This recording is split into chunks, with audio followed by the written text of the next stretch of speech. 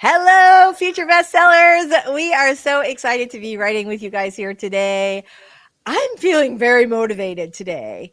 How are Yeah, you guys? How are you guys feeling? same. Yeah, Yeah, I'm geared up and ready to go. I know, right? There's something about I went for so I had a coaching client this morning at 9 and then I was finished up with that and then we started prepping for the stream. And but I also like crowbarred in a walk really quick, and it's like really windy outside today, like almost like hurricane weather, but not like dangerous, but like the pre-hurricane weather, which Mhm. I weirdly love. I don't know why I like that, like super windy. I'm a nerd. Anyway, so I went for this like power, like 15-minute like power walk to like hurry up and so now I'm like super energized and ready to roll. So yay! So before we get any further, let's go ahead and do our introductions. I'm going to start with you first today, Robert. Tell us a little about you and your awesome channel. Okay, well, my awesome channel is The Story Detective, and it's where I take various forms of storytelling and put it under a Sherlockian microscope and break down the craft to make the viewer's journey easier. And that's based on my time working at Marvel and various other places, and just combining it all and making it happen. It's a magical soup that you've got going on there.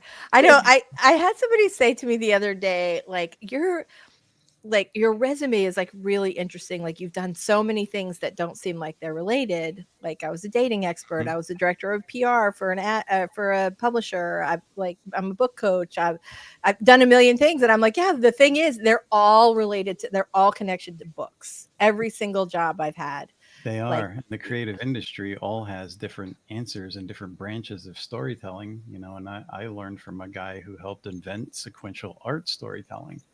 And when I started writing, I said, wow, this can really be helpful. I just have to transition it into prose.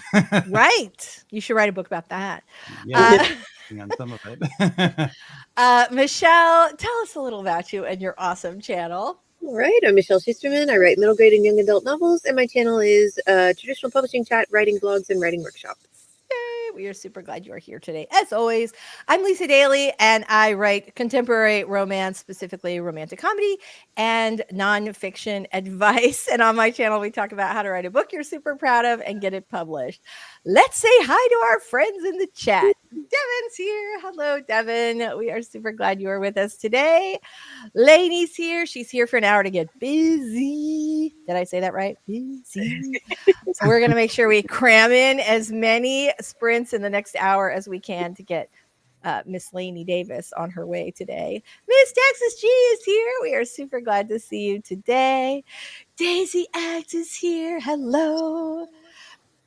Right, right. That is true. The pre-hurricane winds are theatrical like Heathcliff and Kathy. So, yeah, if you're you know what, that's true. There is a sort of a Wuthering Heights vibe to the whole thing. I just love it. I don't know if it's like the palm trees. I'm not sure why I would love that so much, but I weirdly do. You can see my face is all flushed because it was hot and I was like trying to make it back. So, anyway, Victoria's here. Hello, Victoria. We're super glad to see you today. Miss Swift, welcome as always. Mary's here. Aloha to you, Mary. Avi's here.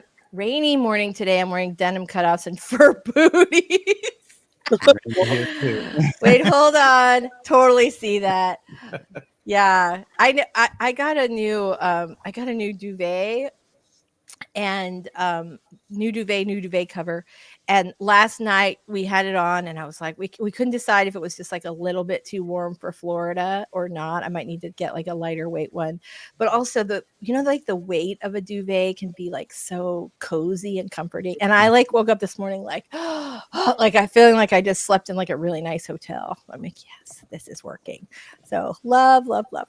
Maz is here. Hello. We are super, super glad to see you today.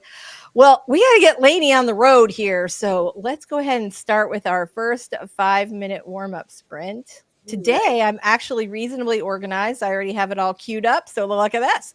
We're off Yay. to a good start already. All right, everybody, let's go ahead and do our first 5-minute warm up sprint. You can write right now or get your document open and your drink and your giant vat of caffeine, whatever it is you need to get started for the day.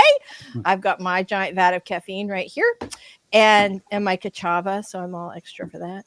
All right, everybody, here we go. We're going to put 5 minutes on the clock, and we've got it. 3, 2, 1, let's sprint.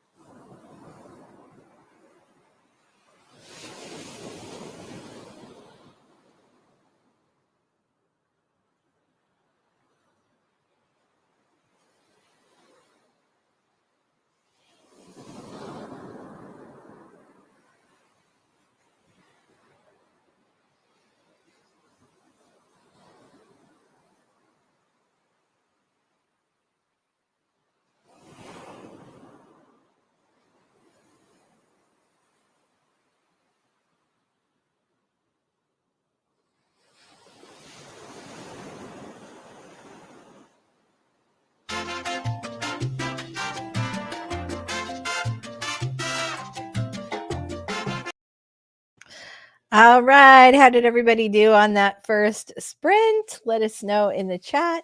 What are you guys working? Oh, I just got very dark. That was weird. What are you guys working on? Hold on, I have an app for that. Let's see. Let's see. I've got a little. Let there be light. Okay. So, what are you guys working on today? Ghostwriting project. Ooh, fun. How about you, Robert? What are you working on today? I'm editing a client's project. So far, I just got set up and I got a system update, which is uploading. So that's what I did in my 5 minutes. And drink some Very, coffee. very nice. So I'm going to Readers Take Denver in a couple of weeks, which I'm very excited about. It's at the Gaylord Rockies, and I could not remember if I had made my hotel reservation. Normally, I do at the time I book a conference, but my mom lives in Denver, and I just realized she's like 40 minutes away, and so my plan was for her to stay with me at the hotel, which we may still do that, but I also thought, oh, maybe I'll just stay with her. And then I realized, like, I have a hotel room. I have 3 days of a hotel room at a place that's sold out. Should I stay or should I go? Let's hear your thoughts in the comments. Uh, anyway, I'm working on a product, not product, on a book description today, Amazon listing. So, yeah, what are you guys working on in the chat? Let us know today. Avi is all about the duvet life. I love that. I really do love. Okay, Mary loves weighted blankets. I too love weighted blankets. Mhm. My daughter has one. I'd recommend it to Robert. They're so great. They're Yeah. so great. And you can put a weighted blanket in a duvet. It's like a hug, right? Like, I just love it. If you've not experienced the joy of weighted blankets, you need to get It one. is. And I bought Right. one since you mentioned it. And mainly it's over the foot of the bed since it's warming up here now. But at first, Georgie's like, I don't know if I'm going to like that. But then the weight on her feet, she's like, I do like this. Yeah, I know. That was how I was. I was like, do I feel suffocated or do I love this? Oh, I love it. So yeah, yeah, yeah. Love, love, love that. Yes. Okay. So Miss Texas G has a great question. What is the market like for short romantic fiction? I have several stories that aren't really deep enough to be a long story. I'm thinking less than 10K words. I don't know the answer to that because I don't write short fiction, but I know a lot of people who do often use those shorter stories as like reader magnets, or they'll bundle them together in like, like 3 stories in one. But this is something where I'm like really out of my depth because I don't write short stories. But I feel like Lainey might have an answer for us, but I could be wrong. If not, I'll ask around. I have quite a few friends in romance who do write short fiction, so I'll ask them how they're doing. So if we can't order. Blah, blah, starting again.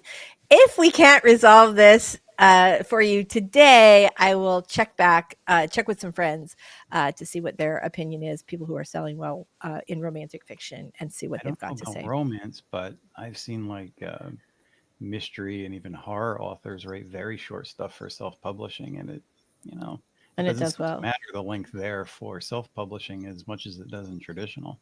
Yeah. Oh, for sure. That's true.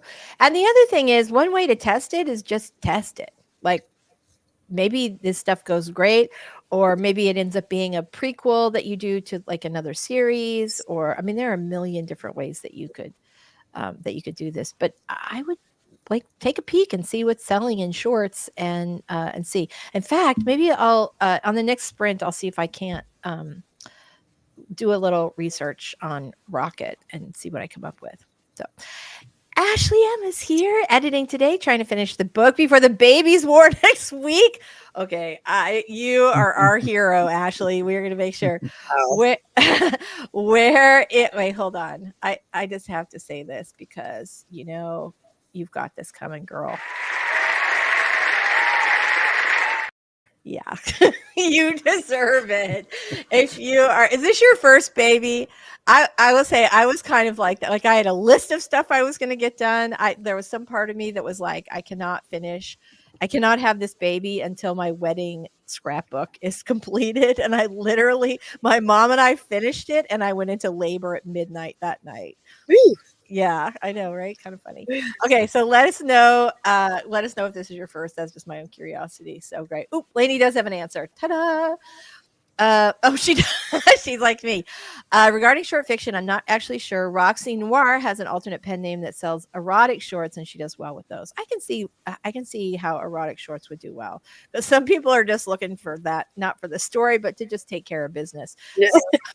So that could be why shorts work particularly well in that group. But I am curious. I am really curious. Very nice. All right. What super, super awesome. All right. What Avi had a question. Where are you today? Did you Where am I? Pacifico, which is just a little bit south of San Francisco. Ooh, so Yeah, nice. So yeah, nice. really nice here. Lainey says you'll be exhausted, won't want to drive back and forth. Your mom can help me at my table. That's what you know what? It's so crazy. My assistant's going to be there and my mom is going to be there. I'm very excited about that. Yes. We'll send Granny Janny over. She'll be like everybody's like table squatter. She's awesome though. Everybody loves Granny. Okay, so Moz loves sheets and blankets. Love, love, love. Can't have weighted blankets as they're not good for diabetics, apparently. Oh, that makes sense. Yes, right? Yes, they are swaddling for adults. I'm completely on board with that. Cool gamer. Glad to see you here today. Oh, RC is here. We're super glad to see you today. At the ninth month, I felt like I was carrying bricks, hard to do anything other than just trying to breathe.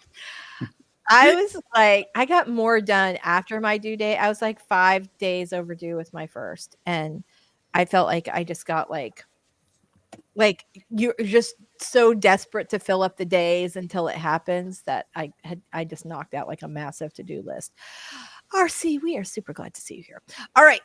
We got to get everybody writing, specifically Lainey this morning, but everybody writing this morning. Oh, and obviously our upcoming mama to be, we got to get her going too. So here we go, everybody. Let's get our first 20-minute sprint on the books. There we go. All right. You've got this. We're going to kick some butt today, make those words happen. Everybody, we're starting in 3, 2, 1. Let's cha cha.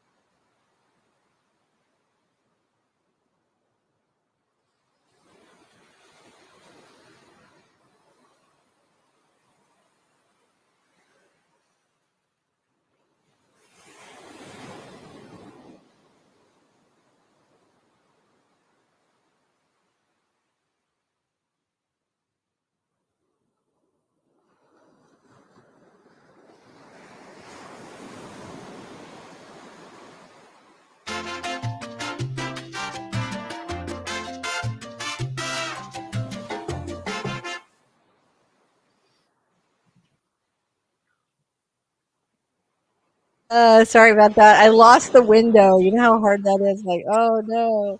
Yes. I'm like, where'd it go? That's good. It's always good when you're like so into what you're doing that you don't like the time passing 20 minutes goes right over your head. Yeah. So That was a quick one. that was. It felt very, very quick. So, all right, we have some comments. Let's do this. Regina says it's fun writing some shorter reads since my thyroid has decided to crash again. Oh my god. Oh, Well, yeah, God, tired that. all the time, all the time. John is jumping in with tequila. Is that like do do do do do do do do like that, or or just your suggestion for how to get through the sprints? Maline's here. Hello, very glad to see you. Everybody is here. I think we said hi to RC already, but hi RC. We're super happy that you're here today. So yes. Oh, I see. Got it. Da da da da da. All right. Sorry, I'm not that slow this morning. Um, you guys know that like sometimes the tech stuff just like makes my brain go. But oh look, my fingernails match my glasses. Hey.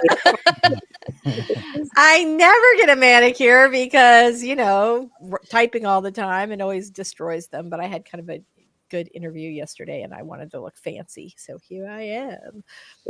They'll look like crap by tomorrow, I promise. So let's talk about what did we talk about? You're working on a ghostwriting project, Robert. You're working on your craft book or the I'm working, accompanying novel. I'm working on a client's project Oh, a today. client's project. And I'm doing my product description. What are you guys working on in the chat today?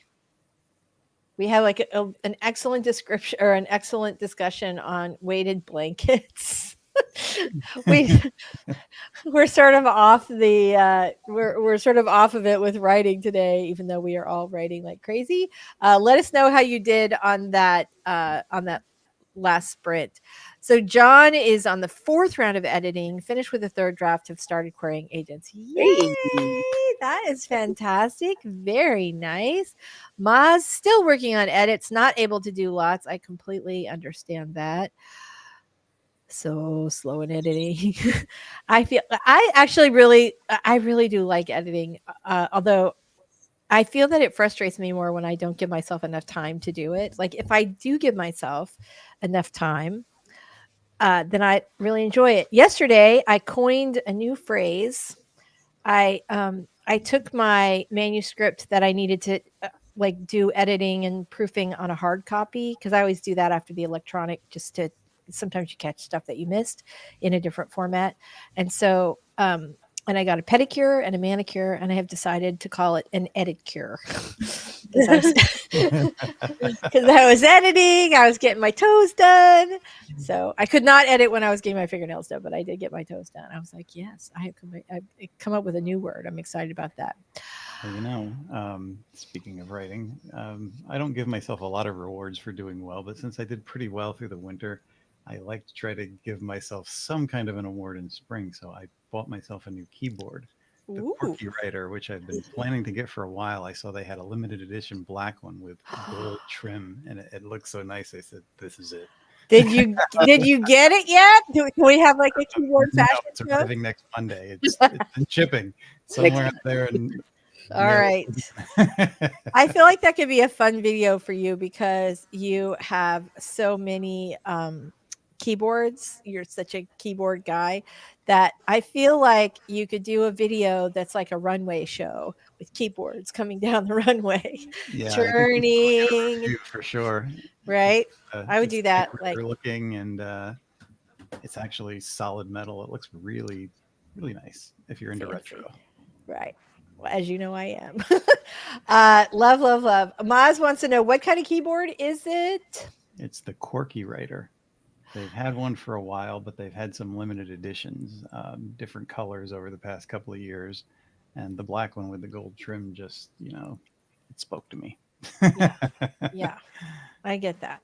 Um, John says, I have a question. Something I've noticed why there's so many female literary agents not being misogynistic, but I hope I'm not.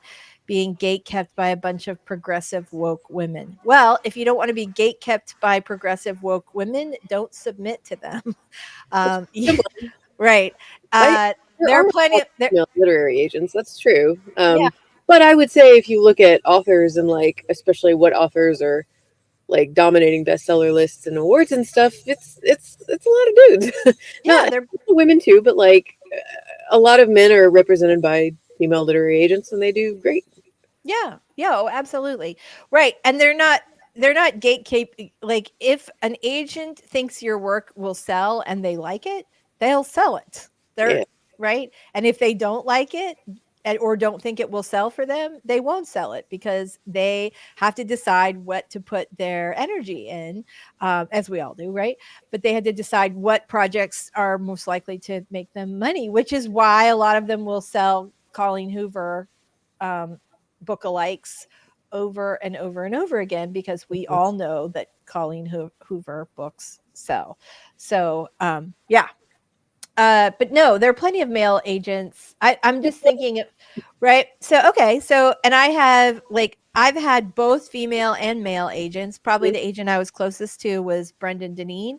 And the only reason he would have been my agent forever, but, he left agenting. And so he passed me along to his boss, who is a woman, Stephanie Evans, and she has also been fantastic. But I've had both male and female agents. I'm trying to think. I think I did have more, slightly more female agents. Well, I have had more female agents, but I, there are plenty of both. So, and also not everybody in publishing is progressive. I think since you're trying to avoid progressive woke women, I mean, it is a lot of publishing is based in New York, so you certainly do have some of that. But there are entire who is it? What's James Carville's wife name? Marley. Is it Matt? Anyway, I don't know. she was a famous Republican speechwriter. He's a famous Democrat speechwriter, and they're married, and they've been married for a long time. And she has an imprint, I think, at HarperCollins that publishes conservative books. So there are plenty of people that read conservative books, and plenty of agents that represent them. So I would not worry about that. I have a Just little piece of advice. I hope this isn't like controversial or anything, but something that you and just like I recommend a lot of people do is when you're putting together your query list, don't use social media primarily. I know it's easy because it feels like the ones who are heavily present on social media, you get a better sense of their personality, but there are so many agents out there true. who aren't big on social media and they're not engaging with like all of the cancellation and the discussions that go on in publishing that get so kind of tiresome. Just find an agent who's got a nice profile on Agent Query or whatever and Query Tracker, and And they can sells the kind of books that you are writing. books that you're writing and like yeah, just like don't use social. I think it becomes easy, especially with like manuscript wish lists, to primarily use like Twitter to source. Oh, I'm going to query to this person because they're constantly tweeting about what they want, and there's nothing wrong with that. But there's a ton of other agents out there who are a Right. little quieter. Yeah. Might maybe look over there. I think Yeah. there's some real truth to that. And then another really great resource, I think, is that Writer's Digest often will do features, and even if you don't get the magazine, I think they promote them on social media, but they will often, highlight different agents who are new to agenting, and maybe they've just been promoted and now they're a full agent, and they used to be a reader for another more experienced agent. But people who are building their list need to find clients. And I always think it's funny because a lot of times writers are like, oh no, I want, Neil Gaiman's agent. And that's great. If you can snag Neil Gaiman's agent right out of the box, more power to you, baby.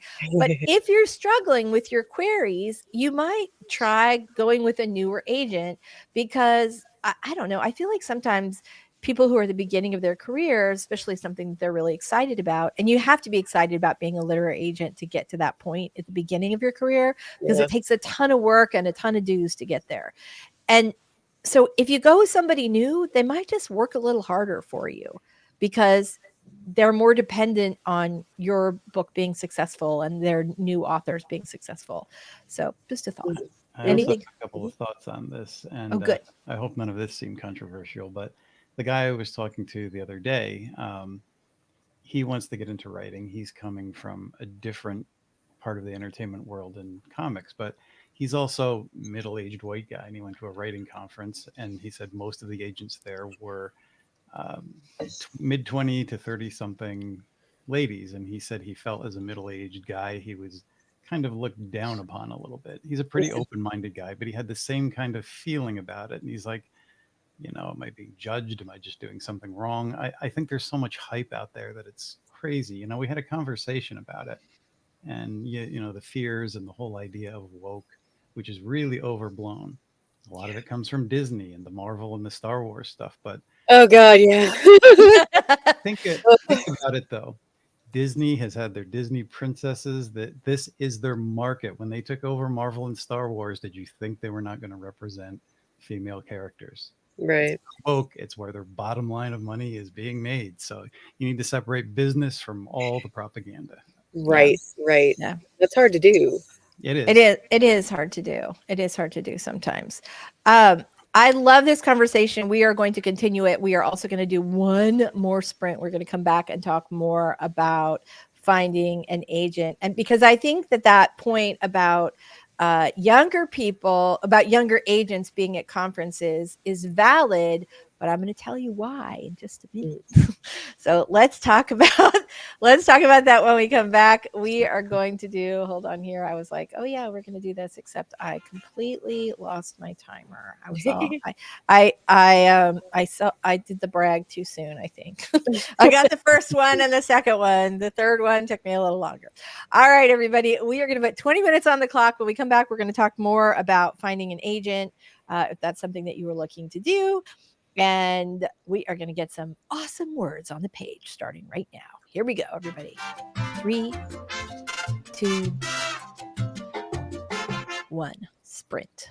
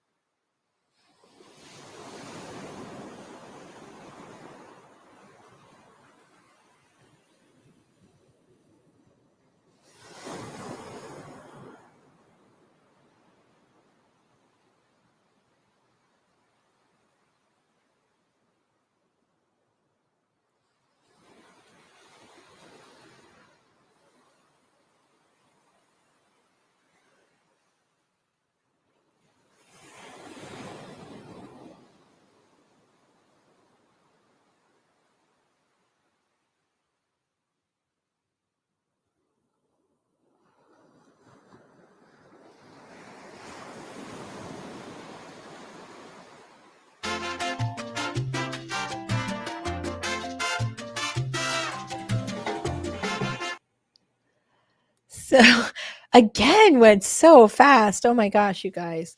So let's continue our chat. How did everybody do on that last sprint?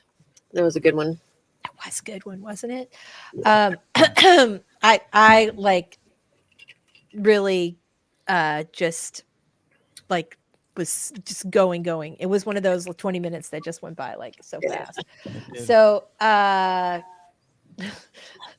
Um, Malin says, I sort of thought it depends on the genre too. I'm writing sci fi right now, and in the UK, I see quite a few male agents representing that genre. But as I'm looking for paranormal now, it's more women. That Yeah. makes sense. I think a lot of times too, agents um, are gravitate towards genres that they particularly love. So I think I, you have to yeah, yeah. like it in order to be passionate enough to want to like sell it, right?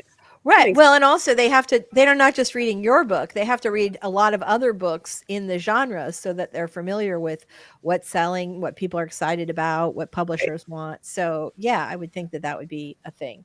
Lainey says, is woke somehow bad? I don't get it. Right. I mean, if you think about the traditional definition of just being conscious of like other people's experiences, then no, I do not think it's a bad thing at No, all. it's been subverted into something that's it's not supposed to Exactly. be. It has. It does not mean what it started to mean. So, yeah. Yeah, exactly. Hello, Laura. We are super, super glad you are say here. Okay. So, okay. Oh, tequila. Da-da-da-da-da-da-da. All right, here we go. So, Regina says, I have felt the ageism at conferences also. Do they send the junior members out to conferences? So that maybe that's why they're just annoyed with everyone over 30. Yeah, I have met like newer editors and agents, and some of the younger ones will get the corporate writ, and they'll come out there kind of full of themselves, and you know that's also a real thing. But a lot of it is, especially if you're just breaking in, every creator that I've known has got their confidence up to a point. Like you and I were talking just before the stream, Lisa. It's like when you're ready and you're feeling confident, they read that and they feel like if your work is Right. at a certain level and they're reading good vibes from you, it sounds odd, but then that's what gets them to take a chance. If you feel kind of edgy or they sense something is off, even if your work is good, they're going to think maybe you're not the person that's going to meet their deadlines or be reliable because they're looking at investments. It's money for them. Mm. And Right. the whole industry feels like relying on people to make their money is a gamble. And you don't Yep. want to put a wall between you and their profit. That's the main thing. Mm. Yeah. Confidence is a big, big part of it. I think that's true. I will also say one of my favorite conferences is Novelist Inc., which is a conference that has sort of an entry barrier, meaning that if in order to go to the conference, you unless you're going as like an assistant, in order to go to the conference, you have to be accepted to Novelist Inc., the organization. And in order to be accepted to Novelist Inc., the organization, you have to have published a certain number of books, and there is a revenue floor, right? So you have to not only have published a couple of books, but if you're indie published, the revenue floor is higher, which I find interesting. I mean, it's not dramatically higher, but what happens is you end up with a conference with people who are making a living selling their books. And there are a lot of writers there who are, and it's not just romance, this is all genres of fiction.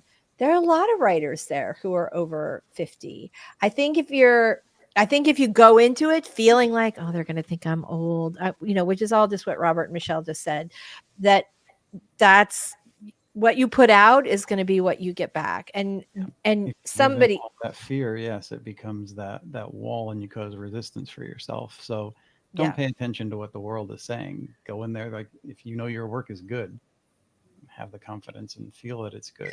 There's another thing, that Regine is asking about the pitches. Yes, I hmm was just talking to another guy the other day who sent me a chapter paragraph, and he said he doesn't want to pitch like it's a Hollywood movie. He doesn't get it, but the industry is taking on a lot of practices from the movie industry. The whole structural thing, like Save the Cat, all yeah, that comes from the film industry. And there's Yeah. nothing you can do to really stop it, because the film industry has synthesized everything down to a formula and they're making money at it. And the book industry wants to do the same thing. No, Right. I don't like that. But unfortunately, it's happening. Yeah. Mm. I think that this idea of how many books can she write in her remaining years is a thing. But you know what? There are plenty of authors that, like, once they hit like 50 or 60, their kids are gone. Now they can just do the thing. I know tons of writers who didn't even start until after they were in their 50s or after their 40s, and became more productive as the years Mm. went on because they had less of the sort of outside life pressures. They're more established in their careers, or now they're retired and they can do this. So I'm sure that there are people that think that nobody over 50 ever wrote a good book, and there are a lot of other agents that know that that's bullshit. So I just find the ones that are okay. And as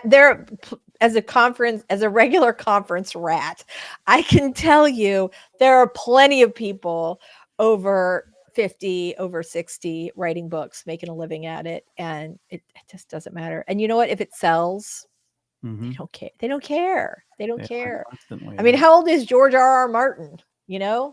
100. I don't know how old he really is, but he's no spring chicken. So yeah, I mean, yeah. Okay. Let's keep going. Here we go. Daisy feels the same way. I don't know that that's necessarily true. That one of the things I wanted to say before the break was that the people who go to the conferences are often the younger agents in the agency. And so, because the more established agents already have a full client list. And so, some of them go, like my agent, Stephanie, even though her client list was filled for quite a while, she used to go to those things, I think more of like a community service, industry service kind of thing. But a lot of more senior agents don't. They just don't. So, all right. Lainey had to run to a book funnel webinar, which now I'm like, what book funnel webinar? I would have to see if there's a replay later. I'm sure there is. Yeah, I think with anything, I mean, the great thing about publishing now is that it's so democratized. If you sell and you really want to be with it, if you really want to be with a traditional publisher, but for whatever reason you can't make that happen, but you manage to sell your books yourself on Amazon, the traditional publishers and agents will take a look at your sales numbers and say, yes, I would like to be in business with you. Right. Yeah. Very nice. RC says, I've been reading other genres to help develop my own voice. Just finished John Quixote and now started book one of the Shogun series. I remember Shogun like being around my house when I was a kid. I have to say though, I have never read it. Have you guys ever read it? No, I've never read it. Report back, RC. Tell us if it's worth the read. If we go back in the time machine and read Shogun. Wasn't there like a mini series or a movie or something? I feel like it was like a big thing. Interesting question, Regina. Robert, does it annoy you that they want us to present like we're public speakers or movie makers? It annoys me. Yeah. We just kind of covered that, but yes, it is annoying, and on the subject that we were just on, there are people who feel like there's a corporate trickle down, like there's a shelf life on everything and younger is better. Yeah. But it used to be that, experience mattered in writing. And there's Mm. still people, like Poets and Writers magazine has an article every month called 5 over 50. There's constantly middle-aged people over the age of 50 that's breaking into the industry. So that's not publicized a lot, but this magazine actually puts it out every month. So obviously it's happening. That's pretty cool though. I mean, I think about like when I did PR for Ocean View, I can't tell you how like most of our authors were like 50, 60, 70-year-old white guys. Mhm. I mean, it's mystery, so that's kind of the group of people that write mystery. We certainly had women, and we had some. We had a transgender author who is just a lovely human being, and a hell of a writer. But yeah, it's just I just. And the other thing is, we had talked about this last week, which I want to remind you guys because I think it was. Let me think of who said this. It was Miss Texas G. Was talking about writing books with a protagonist that is not 30 years old. And Hmm. there are readers who want to read those books. And you know who's going to have a harder time writing about the life of a 50-year-old protagonist? A 30-year-old author. Yeah. So there are people who want to read the books that you want to write. And if there are people who want to read the books you want to write, then publishers will, I mean, if there are enough of them, publishers will want to publish your books. So that's just, Yes. yeah. Yeah, yeah, yeah. Let's see. Avi has a great question. My main character appears in chapter 4. Is that too late? A lot of stuff must happen before she arrives. The Gossip Girl character sends out letters destroying the MC's family, and then she's summoned back home. Um, I don't know. My initial instinct is that's too late, but I think you can pull off anything. Um, so without reading it, it's hard to tell. I feel like I might, if it were me, and this is just, I love starting in media res. Um, I would start it and then feed in some of that stuff. Like I Yeah. would start it at the disaster and then feed in a little of the backstory when as necessary about what has happened. So Yeah. were you, go ahead. Yeah. I was thinking like rules kind of there for a reason, and the reason it's a rule that you want to meet your main character early, generally speaking, is the reader wants to latch onto somebody. If you're writing it in a way that somehow we're learning a lot about her before we meet her, or I don't know, just think about it from a reader perspective, not from your perspective where you know the whole story in your head. Like something that I've had to tell myself a lot in the past is, um, if I'm asking the reader to have patience with me, then I need to rethink what I'm doing. Mhm. You know what I mean? And Mhm. like go back and why am I doing this? Am I doing it for me because I want to introduce it this way? How would the reader want to see this? Uh, Right. makes sense. Yeah, no, I think you're right about this idea about giving the reader somebody to latch onto right away. Hmm. Robert, I just interrupted you. What were you going to say? Sorry. Yeah, I mean, I agree with all this. It's usually too late if you're coming in like in the fourth chapter, but I do believe that it's possible to get some stuff in there if it's all pointed at the main character and the reader feels like, oh my gosh, what did these people have, against this character? What Right. she done wrong? What's happening to her? And then we meet her and we see the disaster's effect. But 3 chapters all devoted to that seems a little bit lengthy. Yeah. If it's me, I'd start it like on the morning of the disaster for your main character, like when the crap hits the fan and she gets a million texts from her friends or whatever is happening. If we, let's just say Gossip Girl, right? So Gossip Girl, well, actually, I don't want to. I had a thought and then I'm like, wait, that's not going to work after all. But if it's me, I'm going to start on the morning of the disaster, right? When your main character finds out everything is like her life or his life has just hit the fan. And maybe you have a prologue where you have just like the first the first letter that the Gossip Girl character has sent out. But I think even that would be like I almost, if you start on the disaster, then you get your readers sucked in right away to figure out like why are these people doing this to this woman or this person doing Yeah. this to and like it gives you more opportunity to suck the reader in. There you go. All right. Oh, Miss Texas G comes in with a Shogun answer. Miniseries with Richard Chamberlain, which is why I read the book. He was so handsome. I I've read books for that reason. Love, love, love. Okay. Oh my gosh, StreamYard just jumped. Hold on. Um, I just tell everybody I'm 29 until my looks start betraying me. It's funny that you say that because for my entire adult life, anytime my kids ask how old I am or anyone asks how old I am, I always say 29, same as last year. So, John wants some resources other than Query Tracker. I think best place That's is a to get. comment. What were you going to say? I commented to him. I didn't know if we were going to get to his question. Oh, I I just wanted. his marketplace.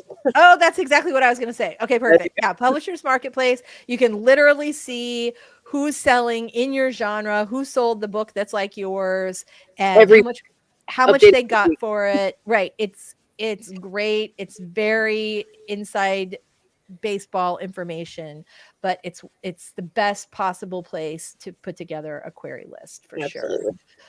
Um, I think Malin says, I think people know that it's an industry that's tough to break into, and most of us take a lot longer to get books out while handling full time job. Yes, that's absolutely the truth. I Mhm. feel like you have like sort of one of two scenarios of the authors I know, they generally started one of two ways. Well, one of three ways.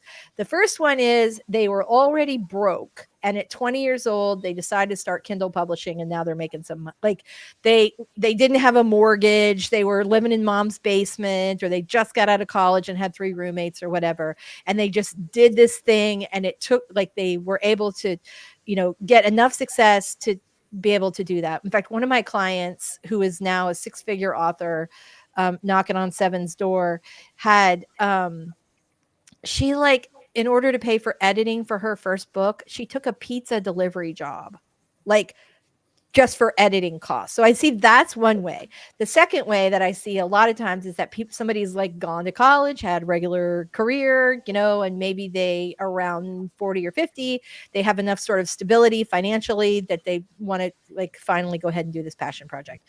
And then another group is that they do all that except they wait until they retire, and then at 60, 65, 70, 75, they write their first book. And those are sort of the three groups of authors that I mostly know.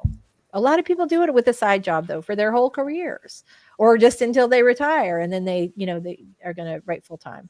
So, yeah, I think there's some truth to that. I think also though, not just in publishing but also in other media industries, that there's always a fascinate. We all love the, 23-year-old ingenue or debut author, like that's just a thing.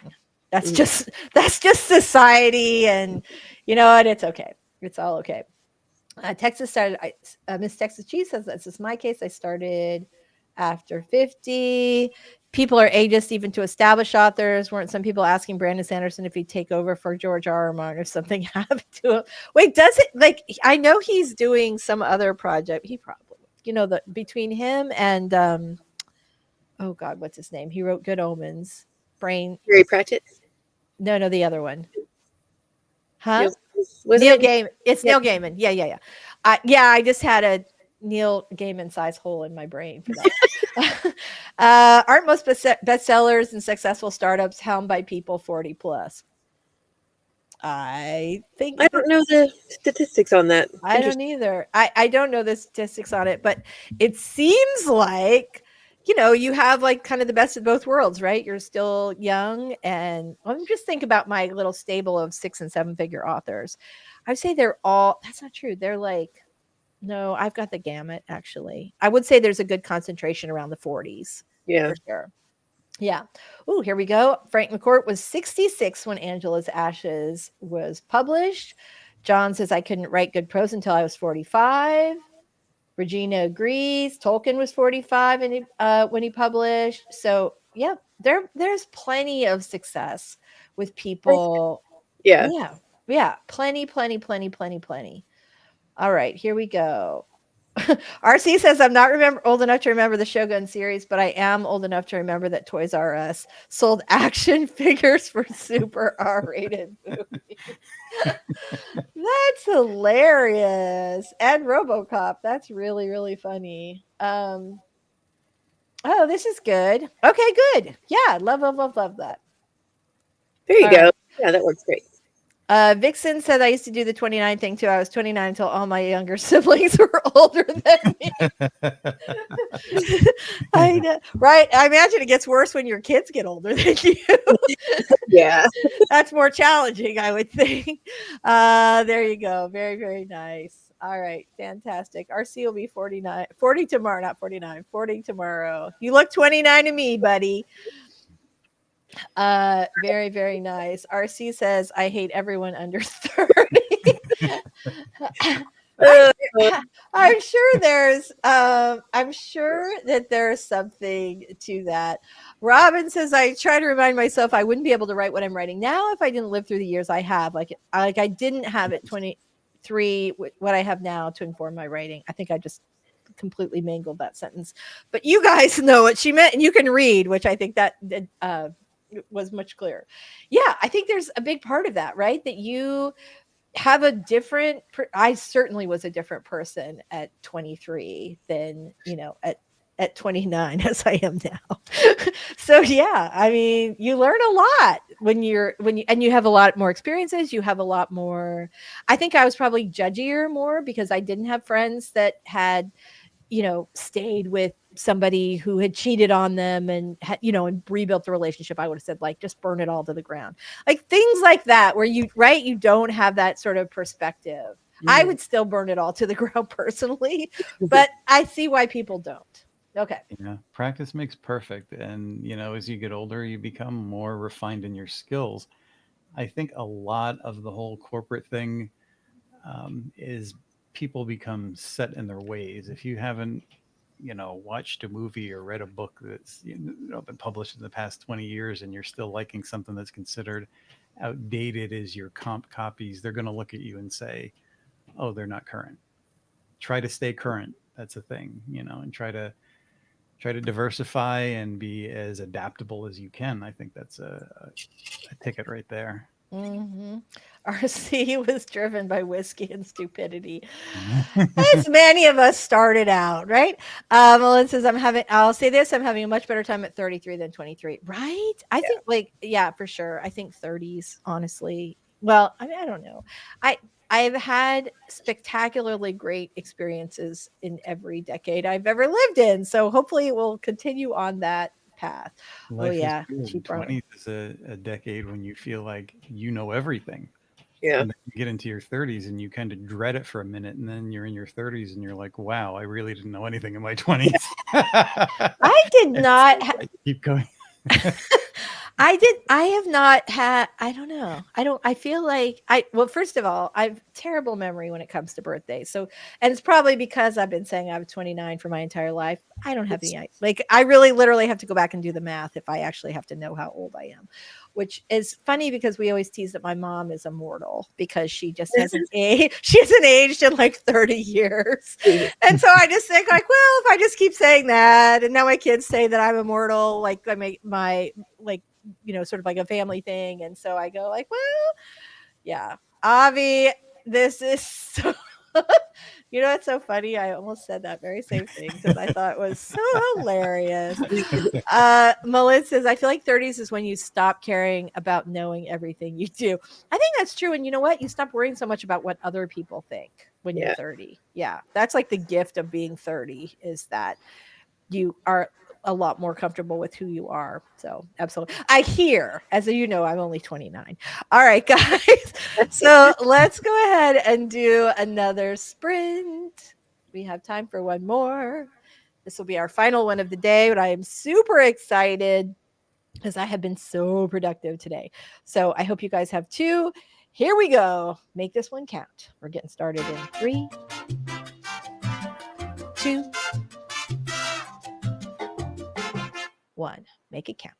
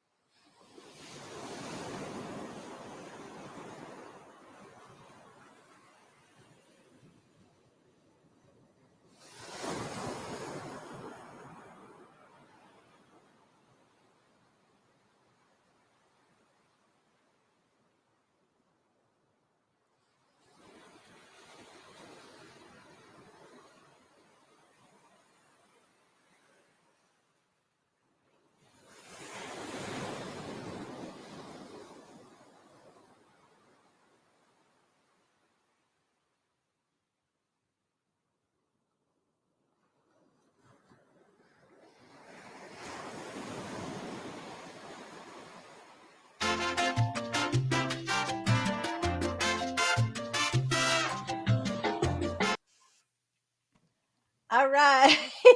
That was so fast. I cannot believe that I did like 20 minutes because it definitely did not feel like that. So I guess I should use my mic, huh? So driven by whiskey and stupidity, we have the distilled spirit of youth. Oh no, Robin. I love that. Oh, me too on the sparkling. I bet you know what though? Robin does sparkle. I can see it right from here. Whew. I've used that vampire excuse as well. Love, love, love that. That is awesome. So, the only question that we have not really wrapped up today was the one about whether or not there is a market for romance shorts, and I'm going to try and see if I can snag some advice on that. So, if anybody has a last second, super quick question before we go, feel I, free to pop it. Oh, Robert's got one. All right. I have a question for you, Lisa. Since most of my clients at this point, even though their ages vary, they're kind of just starting out. And the question I get a lot is what is the percentage of people that are self publishing, if they're on the line between self publishing and traditional, that are making a decent amount of money in self publishing? Are they mostly established writers coming into that, or are there a good percentage of newer writers?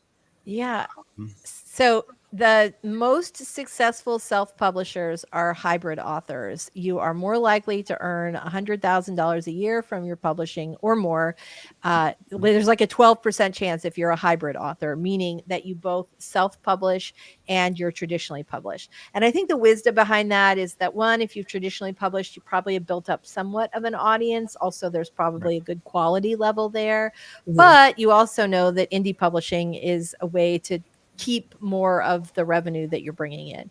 So I have seen a number of studies on that. I want to say the number was 12%. Don't like it was like 12% of hybrid authors are making over 100K a year, which is great. That's like something you can pay your mortgage and eat with, and all that other good stuff. I don't know what the stats are on how many. There are so many people that just throw up a book and never either or up throw up a book and never do any sort of marketing support.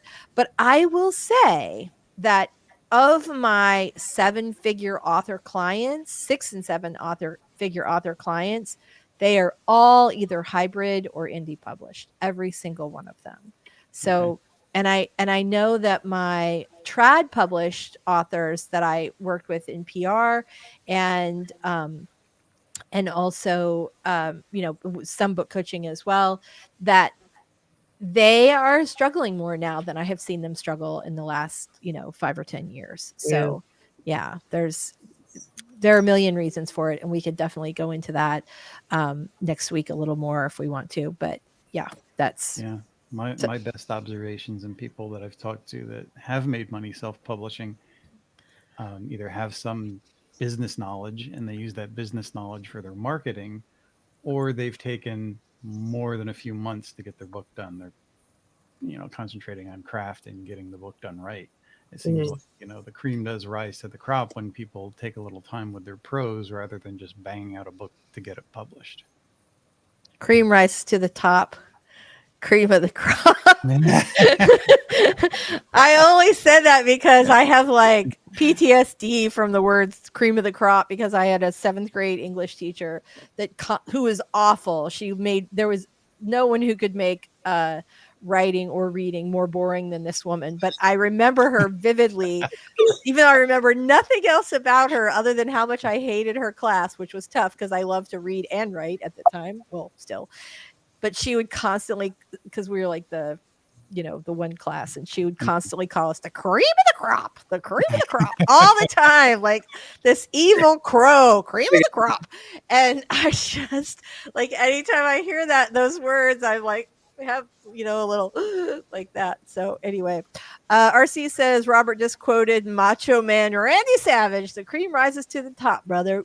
Yeah. RC, it's so funny to me. I know that you and I think you and the Horror Geek have maybe talked, or at least you've been over on his channel. And I always like there are things you say that always make me think that you guys would like be friends. So, Robin's got one last question before we go. If you write under a pen name and want to query under your name, you have to disclose your pen name with an agent. It is not a big deal at all. The only time that this is going to come up is when you are getting ready to do the contracts. You're going to have to give them the legal name that you want your contracts under. And that can be your pen name. You could do it as a DBA, which is doing business as, if you set your business up that way, or it's really not like they do it all the time. It's not a big deal at all. So if you're like, this is my pen name, this is my real name, and I don't want to disclose my real name or whatever else you want to do, that's I've never had anybody have any problem with that. It's so standard in the industry. Well, there you go. I'm so glad. Anybody have anything to say about the pen name, actual name thing? If you sorry, I get a lot of mixed. I feel like I've asked this question a lot, and I always get like mixed answers from people. I think it just so depends. There's I don't know if you have to disclose it. I would say, I guess, like, if it's not going to carry over audience wise at all, maybe not. Yeah. But at the same time, ask yourself if that's the kind of relationship you would want to have with an agent. Like, I don't think I would want to necessarily keep some part of my publishing life secret from my agent, even if they weren't the ones. I read this question in such a different way. Oh, no, I think your way might be right. I had a client who wrote under a pen name and was very adamant about she was very privacy focused, did not want her real name connected with her pen name, which eventually she sued Putnam and it ended up being connected anyway. wow. But yeah, it was we could talk about that. I feel like I kind of don't want to, but it's quite a story. Ooh. Yeah, maybe we'll talk about, remind me next week and I'll give you guys the bare bones of it. But she did not want to, like, hers was more of a privacy concern. Are you asking, Robin, if, like, let's say you sell erotic romance under Jenny Hot Stuff, but you'd also like to pitch a mystery series to an agent for Trad Pup, right? That's what I got. Is that, like, do you have to reveal that you also write Jenny Hot Stuff? I think you could say I have an erotic romance series under a different pen name, but again, I don't think it's going to cause you any problems. The agents are not. Like, it's just a non-issue. It's just sort of part for the course, I think. Yeah, I think so too. Okay. All right. Fantastic. You guys are awesome. We love you. We should be doing our outros right now. I'm going to start with you, Michelle, since I started with Robert. Tell us a little about you and your channel before we go. All right. I'm Michelle Schusterman. I write middle grade and young adult novels, and my channel is Writing Workshops, Traditional Publishing Chat, and Writing Blogs. Excellent. Thank you so much for being here. I'm so glad. You guys are always so awesome. Robert, tell us a little about you and your channel before we head out today. My channel is the Story Detective, where I put various forms of storytelling under a Sherlockian microscope and break down the craft to make the viewer's journey easier. Very nice. I love it. I feel like I need to turn up my light again, you guys, right before we go. So I'm not going to. So it's so dark and creepy outside today, though. Hi, I'm Lisa Daly. I write romantic comedies, including hockey romance and nonfiction advice. And on my channel, we talk about how to write a book you're super proud of and get it published. And of course, we are here every Wednesday for writing sprints and to answer your writing questions. So thanks for being here, everybody. And we will see you next week. Robert? Take care, everybody. Keep the blacking.